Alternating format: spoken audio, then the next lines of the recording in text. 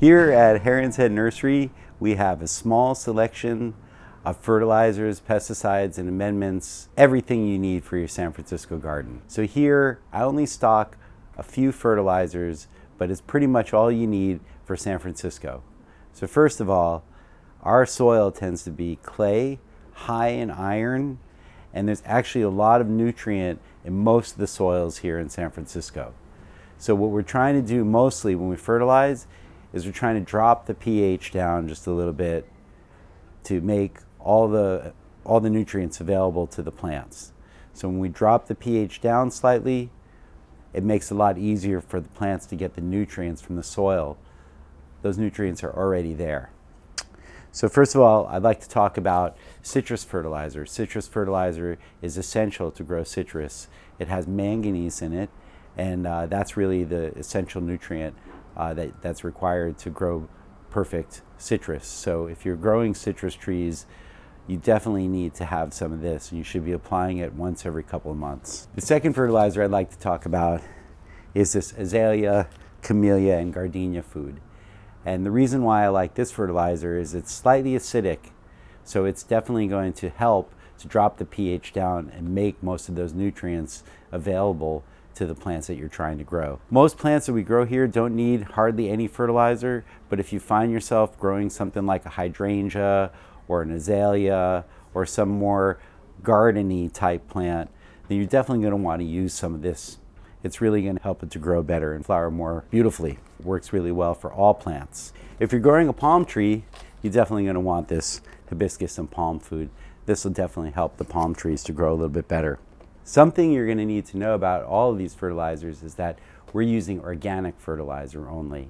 And organic fertilizer is going to be much better for the plant. It fertilizes more gently, there's less likely of burn.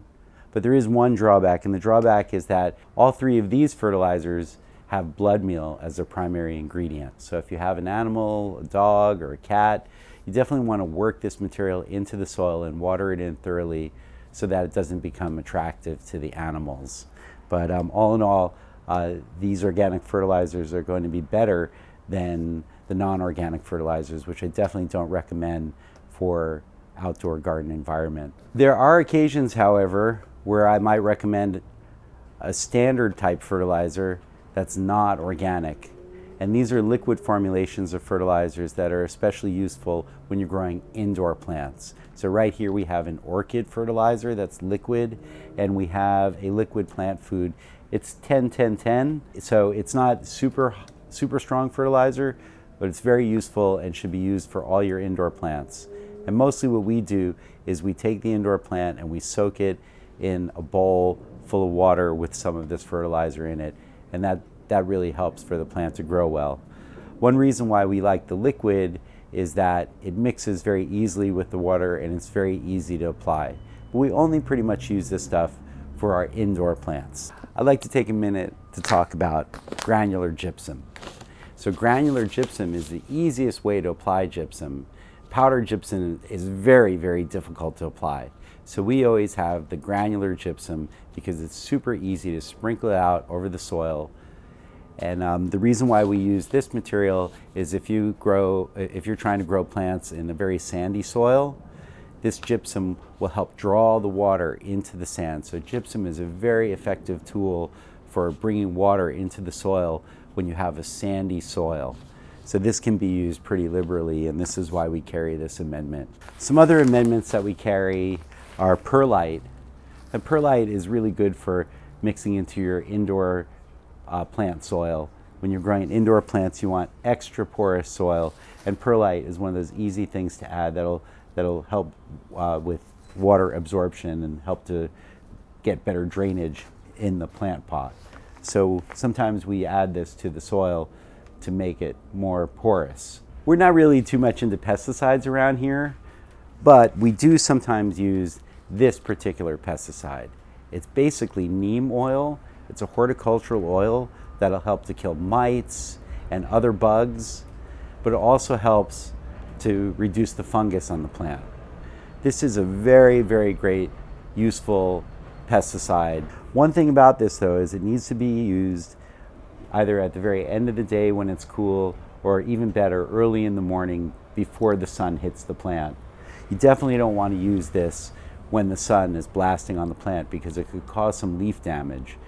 But as long as you use it when it's cool outside, this is probably the most effective and useful type of pesticide that you can use, and it's totally organic. Here at Heron's Head Nursery, you don't carry a lot of different soils and such, but we do carry this particular brand of potting soil. It's high porosity, organic potting soil. It's a very high quality, and it's got a lot of mineral content, so it's a little bit heavier, and it has a good soil to wood chip ratio. So this soil won't just completely deteriorate over time.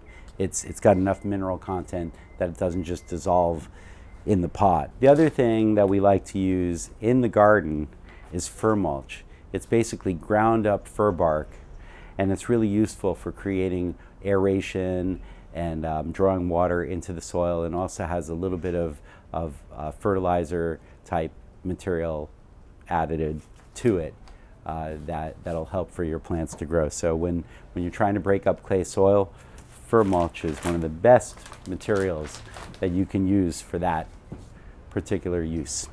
If you live in the western side of the city, you're probably going to see gophers and voles in your garden. So it's very important, along with your planting, to wrap your plants in some kind of wire mesh. We carry these gopher baskets, and I highly recommend that for most of the planting on the west side of town.